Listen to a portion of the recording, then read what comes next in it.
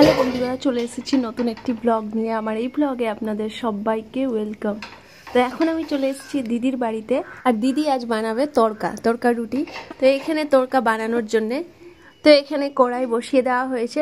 কড়াইটা একটু গরম হয়ে যাওয়ার পর দিয়ে দিচ্ছে সরিষার তেল, আর একদিকে তড়কার যে ডালটা সেটা সেদ্ধ করতে বসিয়ে দিয়েছে। প্রায় 3 থেকে 4টে সিজ দেওয়া হবে। তো এখানে তেলটা গরম হয়ে এসছে, এরপর দিয়ে দিচ্ছে 2টো ডিম। এবারে ডিমটাকে ঝুড়ি ঝুড়ি করে ভুজিয়ার মতো করে ভেঙে ভেজে নিচ্ছে।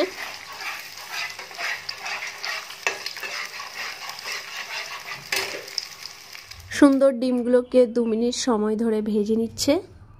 ভাজা প্রায় হয়ে গেছে, এবারে তুলে নেওয়া হবে। আর খুব বেশি লালচে করছে না।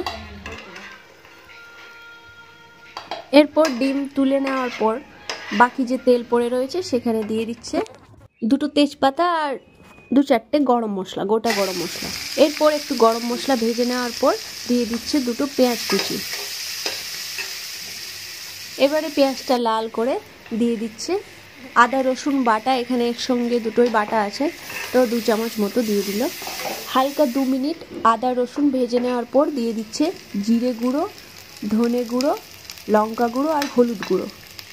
হলুদ আর লঙ্কা এখানে পরিমাণ মতো, আর জিরে ধনে 1 ছোট চামচের 1 চামচ করে। এবারে এটাকে জল দিয়ে দিয়ে একটু সময় ধরে ভেজে নিচ্ছে মশলাটাকে ভালোভাবে। সুন্দর মশলার কাঁচা গন্ধ চলে যাওয়ার পর ভাজা হয়ে এসছে। এরপর দিয়ে দিচ্ছে কেটে রাখা একটা গোটা টমেটো, কুচি করে কাটা টমেটো দিয়ে দেওয়া হলো। এবারে এটাকে 4 থেকে 5 মিনিট সময় ধরে ভেজে নিচ্ছে। এই ভাজার সময় টমেটোর পিসগুলো হালকা সেদ্ধ হয়ে যাবে।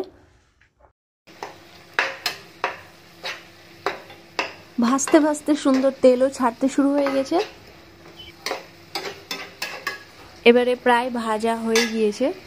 এরপর দিয়ে দেওয়া হবে সেদ্ধ করা তড়কার ডাল।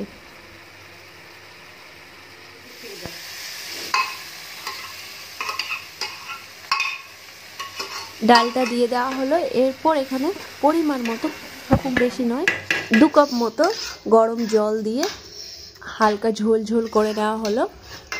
তো সুন্দর ঝোল ফুটে এসছে, একদম পারফেক্ট তড়কার যে গ্রেভি থাকে সেই মতো হয়ে গিয়েছে। এরপর এখানে দেওয়া হচ্ছে কেটে রাখা ধনেপাতা কুচি। ওপর থেকে ধনেপাতা ছড়িয়ে দিলে তড়কার যে স্বাদ সেটা আরো দ্বিগুণ হয়ে যাবে।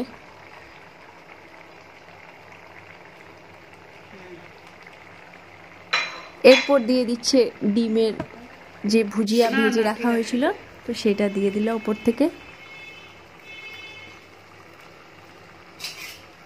আর দিয়ে দিচ্ছে এখানে 1/2 চামচ মতো গরম মশলা গুঁড়ো, ওপর থেকে ছড়িয়ে দেওয়া হলো। লবণটা এখানে স্বাদ মতো দিয়ে দেওয়া হয়েছে। এবারে ভালোভাবে নেড়ে চেড়ে 2 মিনিট মতো রেখে এবারে নামিয়ে নেওয়া হবে। খুব সুন্দর পারফেক্ট তড়কার যে গ্রেভিটা ঠিক সেই মতো হয়ে এসছে। এবারে হয়ে গেল রেডি তড়কা। সুন্দর গরম গরম রুটির সাথে এই তড়কা খাওয়া হবে। তো আপনারাও বাড়িতে এইভাবে খুব সহজ নিয়মে তড়কা ট্রাই করুন। এই রইল ছোট্ট একটি ভিডিও। ভালো লাগলে একটা লাইক করবেন প্লিজ। চ্যানেলটিকে অবশ্যই সাবস্ক্রাইব করবেন।